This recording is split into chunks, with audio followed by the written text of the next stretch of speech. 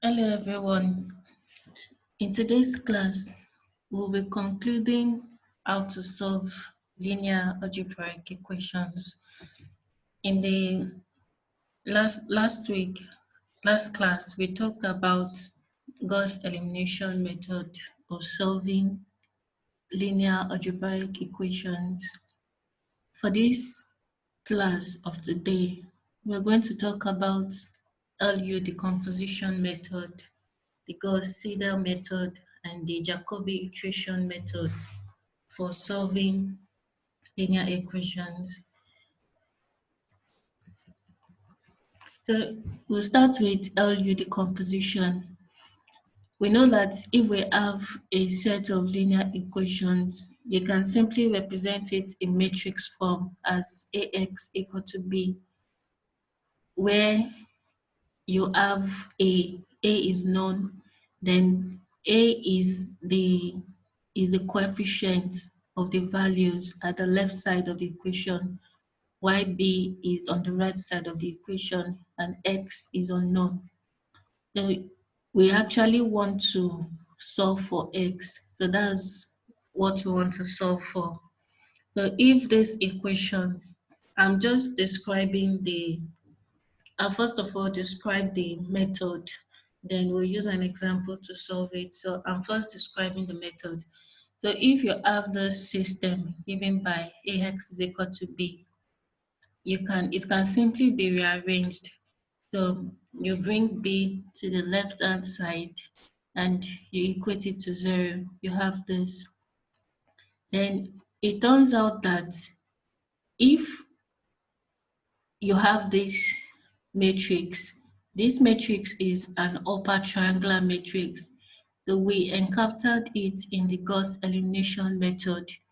So if you have this upper triangular matrix, is an upper triangular matrix because at the diagonals you have a straight line, then bringing it up you have a line, then you also have this line. So it forms a triangle at the upper part of the matrix. That's why we call it an upper triangular matrix. Then the remaining coefficients are 0. So if you have this upper triangular matrix and is multiplied by X,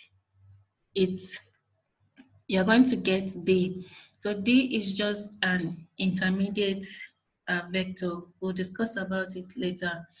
So this system in equation 3, we can represent it by Ux is equal to D. So this system here, it can just be Ux is equal to D, where this U is the upper triangular matrix, X is this vector we have here, then D is this vector you have here. So we can, if you have this upper triangular matrix and X is the coefficient, is the unknown you want to solve for, and is equal to this D, where this D is a vector. So using this representation here, it can be rearranged to give you this. So you're just bringing this D to the left hand side. Then if you express the upper triangular matrix in this form and you get D, then if there is a lower triangular matrix, so this is the upper triangular matrix up A, because it forms a triangle at the upper part. So here is a lower triangular matrix. We represent the upper triangular matrix by U for upper. Then we represent the lower triangular matrix by L for lower. So if you have this lower triangular matrix, that it's lower triangular matrix because the triangle is at the lower part, because the diagonals, then it forms a triangle at the lower part while the remaining coefficients are 0. So if you have a lower triangular matrix with 1 on the diagonals, so this lower triangular matrix is a special kind of lower triangular matrix in that it has 1 on the diagonals and it has some coefficients at this part. So if you have this lower triangular matrix such that it has the property that when you multiply the lower triangular matrix L by this equation and you arrive at AX minus B. So we simply have this equation here and you multiply the lower triangular matrix by this equation and the result is equal to 0. But from equation 2, ax minus b is equal to 0, and this is also equal to 0. So we simply multiplied this part by the lower triangular matrix, and we equated it with ax minus b because both sides are equal to 0. So if you do this, so we just multiplied this by the lower triangular matrix, then we equated it with ax minus b. If this equation, if it holds, it turns out that LU, so let me just expand out this equation 6. So if this equation holds, so expanding out this equation here, so you have L here, then you have U here, then you have X here. So I'm simply expanding out the matrix minus L D.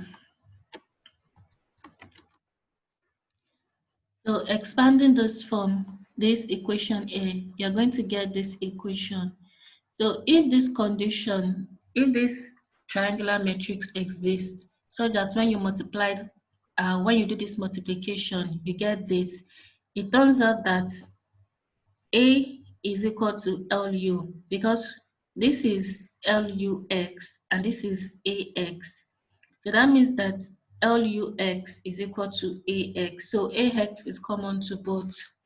That means that A is equal to LU. So I got this from here.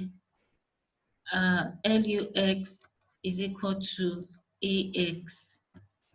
We are just comparing each terms of the coefficient and we are comparing it with each other. Then this coefficient, this part LD is equal to B. So it turns out that when you expand out this, LUX is equal to AX. So it simply means that A is equal to LU, then B is equal to LD. And this is the strategy we're going to be employing. So if that means that A is equal to LU, then B is equal to LD, which I've explained, and UX is equal to D. So UX is equal to D is gotten from here. UX is equal to D. So this is the LU decomposition method. So I just described the process of the LU decomposition method.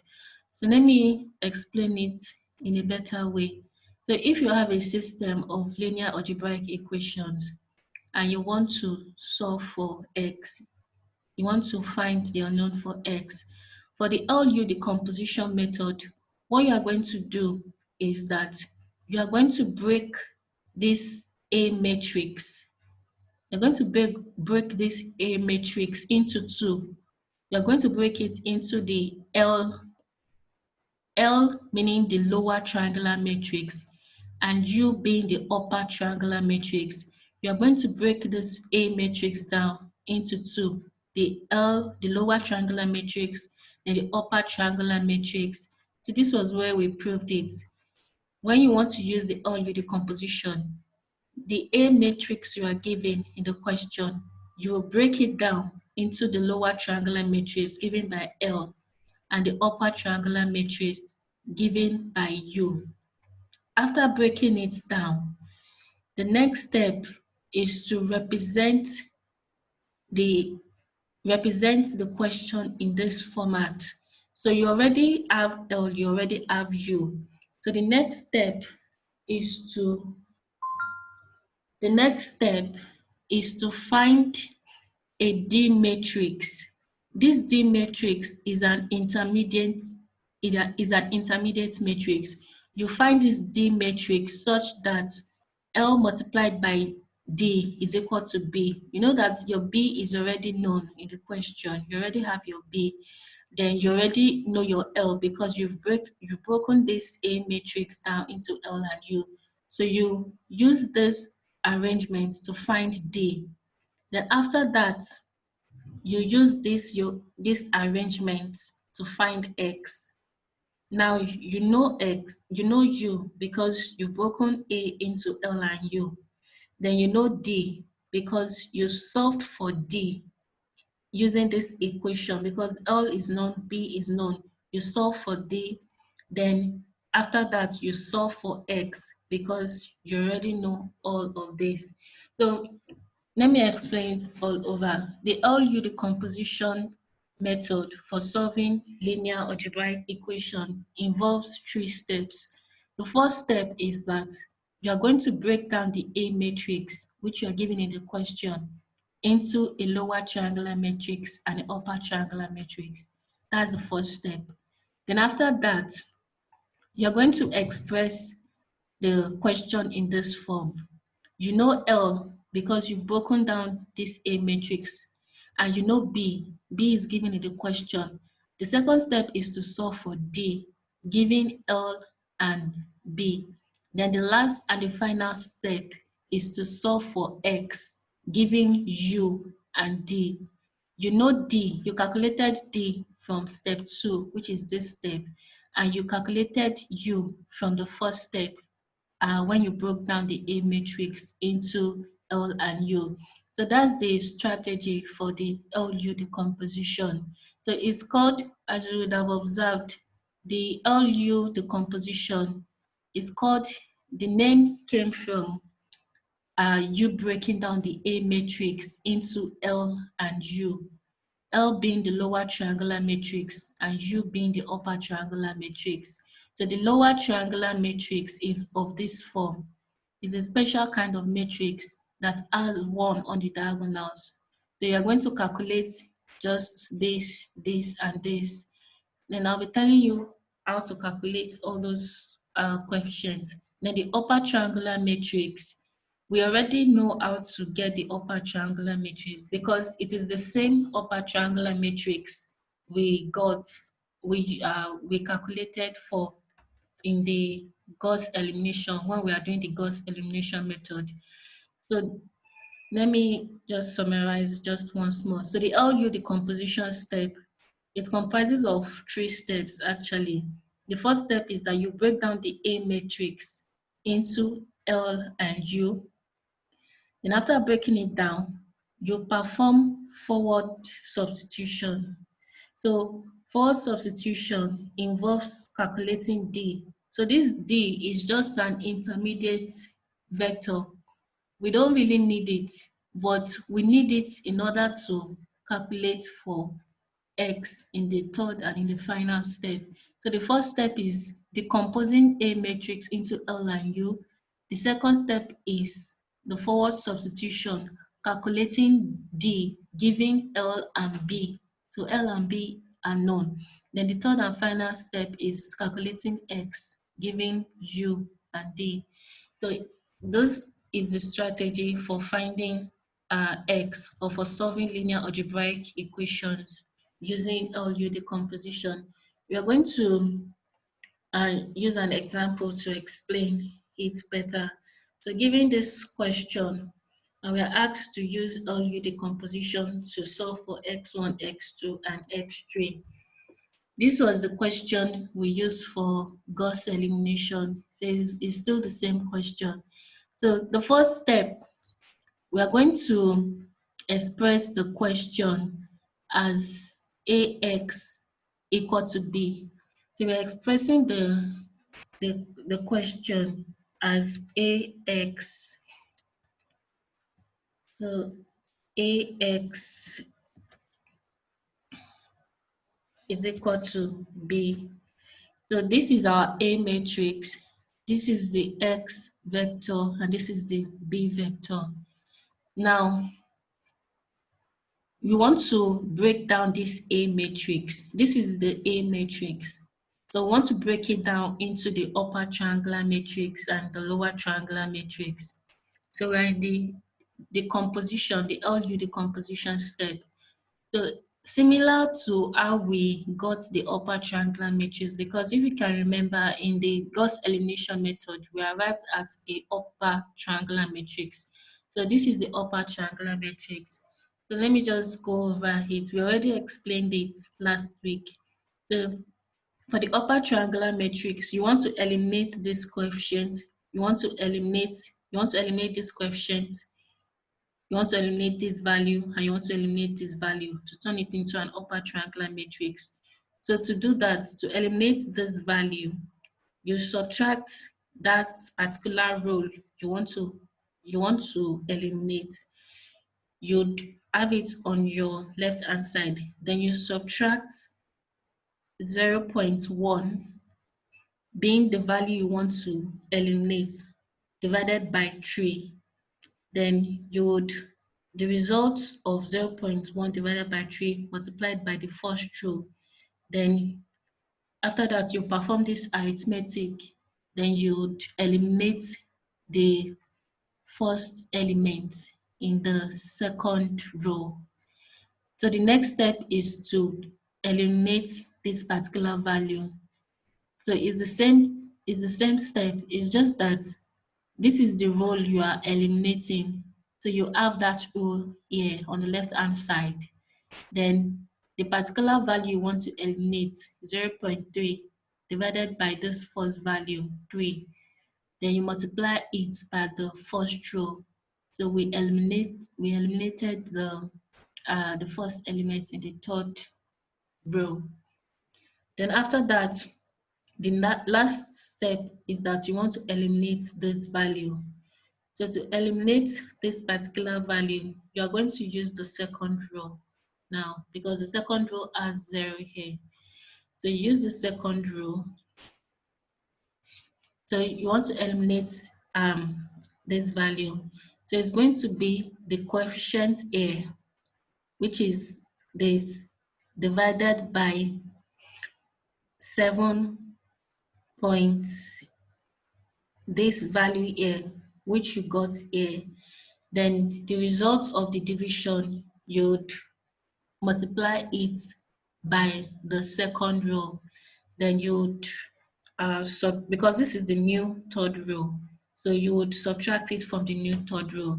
So if you perform this operation, you've eliminated this value. So this is the value that you've eliminated. So we already did in the Gauss elimination method, we already know how to get the upper triangular matrix. So using the steps, you've gotten the upper triangular matrix. And the next step is to find the lower triangular matrix. For the lower triangular matrix, it's of this form. It has 1 on the diagonals. So you just need to calculate this value, and this value here. So that's all we need to calculate for. And to do that, we already have this value. So it turns out that the L21 that we want to calculate, because you have a L21 here, then L31 and L32. So it turns out that L21 is equal to this coefficient. L21 is equal to this coefficient. L2, L31 is equal to this coefficient. Then L32 is equal to this coefficient. So once you have your upper triangular matrix, getting the lower triangular matrix is the easy part. So this is L21, this is L31, and this is L32. So this is L21, L31, and L32. So after that, you get your lower triangular matrix. And remember that the lower triangular matrix has 1 on the diagonals. Then this is L21, L31, and L32. Then the remaining are zeros. So the A matrix now, we've decomposed it into the lower triangular matrix and the upper triangular matrix. So this is our L and this is our U. So the first step, we are good with the first step. So in order to be sure that this A matrix, remember the A matrix is actually given in a question. So in order to be sure if the decomposition you made is actually equal to the A matrix being the question. So this is the A matrix. So in order to be sure if we've actually decomposed it properly, we're going to multiply the L matrix we got and by the U matrix. So if we multiply it, we're going to get the A matrix. So this is the A matrix we started with. There are just some discrepancies. So this one's supposed to be 1, but if you round it off, you're going to get 1. And this is going to be 10. This is supposed to be 10. If you round it off, you get 10. So the discrepancies are just due to the round off errors. So now we've decomposed the A matrix into L and U. The next strategy is to express it in this form with the aim of calculating this D vector. So now, this is our U matrix. So this is the D we want to calculate. It's just an intermediate vector that I want to use, and this is our B matrix. So we are going to use forward substitution to calculate for D1, D2, and D3. So from here, so this is 100. So D1 is simply equal to 8. So expressing this in equation form, so expressing this matrix in equation form, we arrive at these 3 sets of equations. So we got D1 at 7.85. So we are doing forward substitution now. So you can easily get D2 by making D2 the subject of formula, and you already have D1. Then you can get D3 by making D3 here the subject of formula, knowing that you have D1 and D2. So we've gotten our D matrix. The final step now is that we know U, we know D now, which we got here. We now want to get X. So we are going to use backward substitution. So we did backward substitution in the Gauss elimination method. So expressing this in equation form, this is our U matrix, this is our D matrix, which we calculated here. So we just get U from using backward substitution. So expressing this matrix in equation form, you have these 3 equations. Now we're going to make, you can simply find x3, x2, and x1. So this is our x1, x2, and x3. So this is the LU decomposition method. So the LU decomposition method, like I said, it just involves 3 steps. First step is that you will decompose the A matrix into the lower triangular matrix and the upper triangular matrix. After decomposing it, you express the question in this form. Then you solve for D because L is known and B is known. After solving for D, using this equation, you will use it to solve for X. That is simply the LU decomposition method. And by now you might be wondering that this method, you might be wondering that maybe this method is actually much more tedious than the Gauss elimination method. Because for the Gauss elimination method, all we needed to do was to get the upper triangular matrix. And once we've gotten the upper triangular matrix, we'll just do back substitution to get x, y, x1, x2, and x3. But this one, we are doing lots of work. We had to get the upper triangular matrix, we had to get the lower triangular matrix, we had to do forward substitution, the backward substitution. So you might be wondering that why the stress of going through that, going through all that. Now, there are 2 advantages of the LU decomposition. So the first advantage is that you can use the LU decomposition method to find the inverse of a matrix. That's the first advantage. Then the second advantage, I'll be discussing it later. So that's the first advantage, that you can use the LU decomposition method to find the inverse of a matrix. So we already know how to find the inverse of a matrix. It's just the you're going to use, if it's a 3 by 3 matrix, you're going to use the cofactors, then you divide by the determinants. But we can use the LU decomposition method to find the inverse of a matrix. And this is how we're going to do it. So we know that if a matrix is square, then there exists an inverse such that when you multiply the original matrix by its inverse, you get the identity matrix. Then for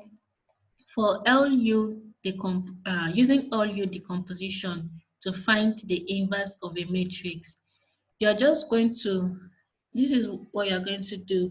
You're going to express the matrix as AX. In order to find the inverse, you express the matrix as AX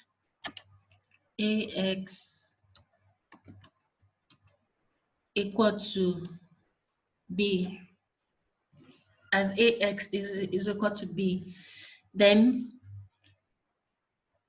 given that you know that A inverse multiplied by A is equal to I, so in order to find the inverse, all you're going to do is that you're going to express the inverse in this form. So A multiplied by the inverse, you know that is equal to the identity. So you want to calculate for the inverse now. You want to calculate the inverse. So the inverse is just equal to X. So what I'm saying is that one advantage of the LU decomposition is that you can use that same method to find the inverse of the matrix. So we already know that a set of linear algebraic equation is given by AX is equal to B. And if we express the A matrix in this form, and this is the inverse, we know that is equal to the identity matrix. So we just use this method to solve for the inverse. So we just, where X is equal to the inverse. So the way we are going to do it is that we are going to make B to be the unit vector. So you are going to solve for it column by column wise. So the first step is that you make B to be equal to 1, 0, 0. The next step, then you find the column, the first column. And the second step is that you make B to be equal to 0, 1, 0. Then you find the second column. Then the last step is that we are going to make B to be equal to 0, 0, 1, 0, 0, 1. Then you would find the last column of the inverse. So that's how you're going to use, that's the method you're going to use to solve for the inverse. Then you know that I being the identity, so I is actually is a 3 by 3 matrix. So is equal to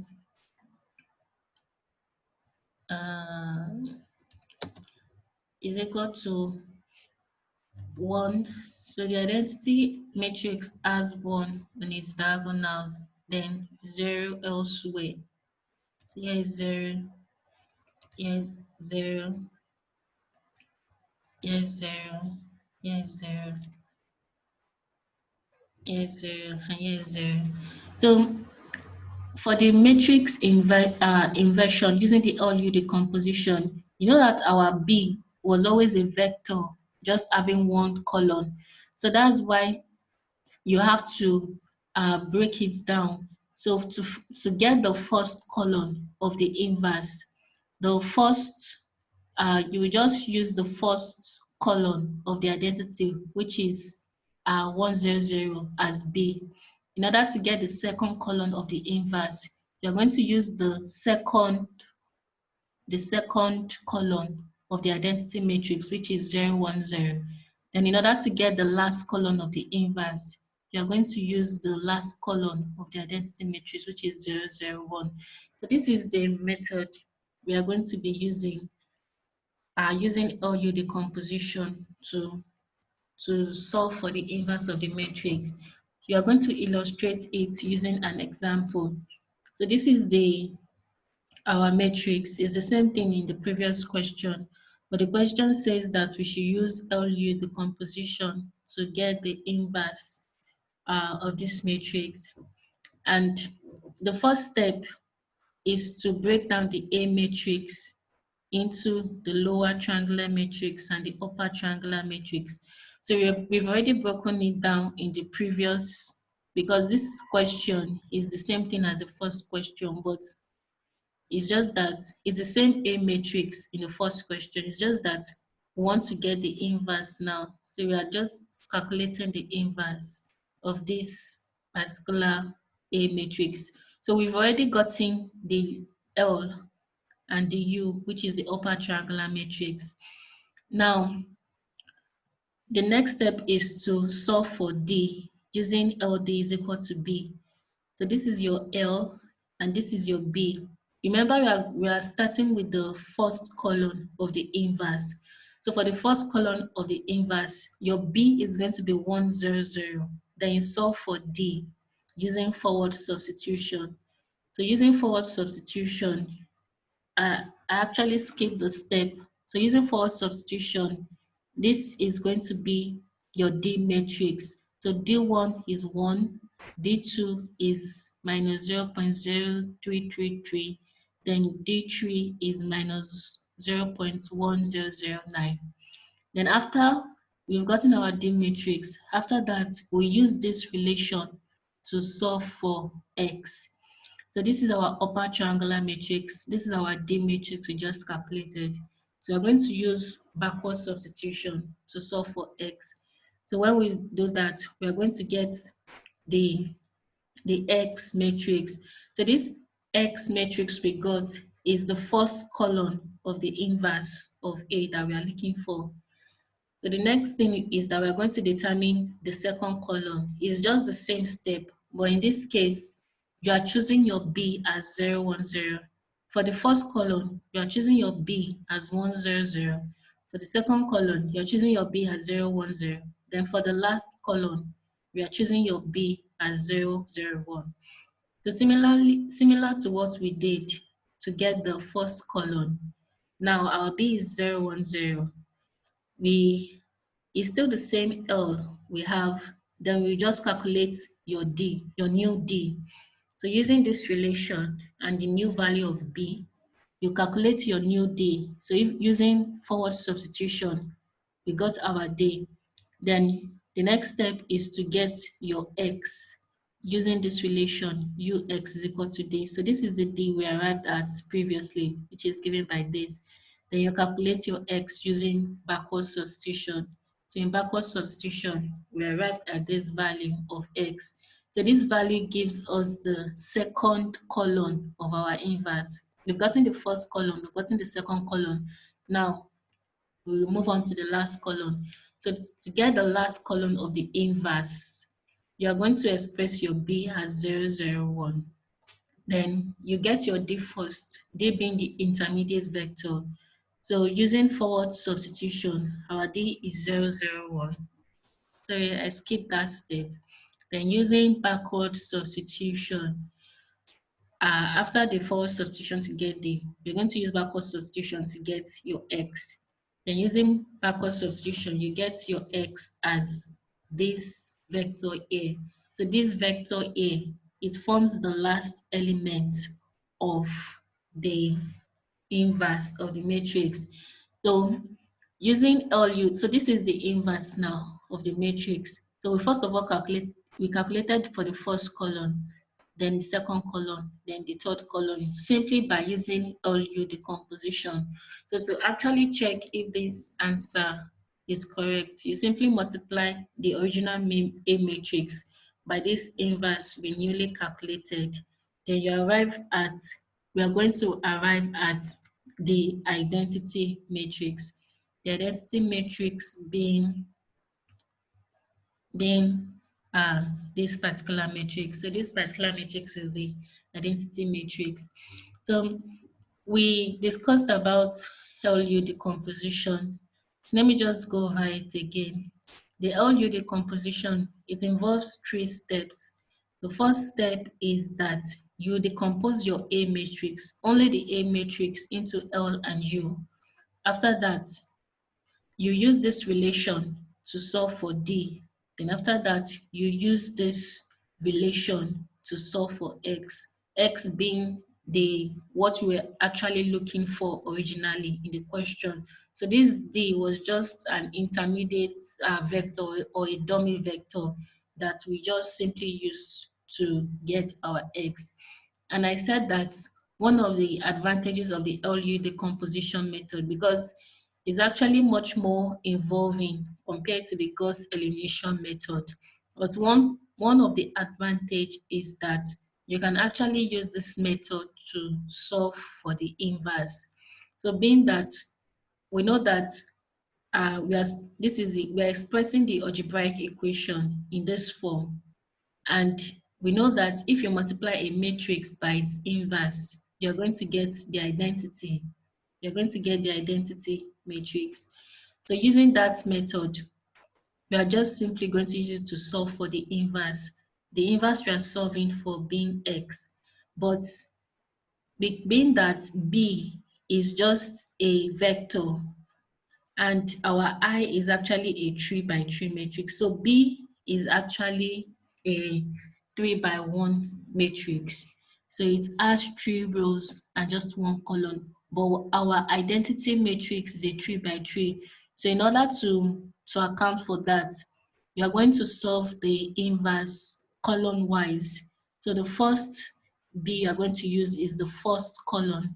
So the second B you're going to use is the second column, and um, the last B you're going to use is the third column of the inverse. So this is how we did it. So we first of all use the first column of the inverse matrix as our B. So we use the first column. So first of all we decomposed A into L and U.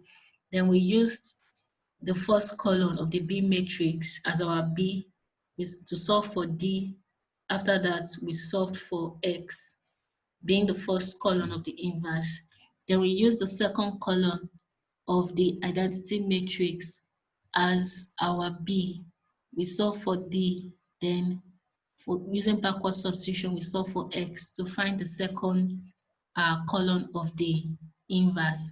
Then to find the last column of the inverse or the third column of the inverse, you use the third column of the identity matrix to get your D. Then after that, the D you get, you use it to solve for X. Then what you got is the last column. So all of this is the inverse of the A matrix.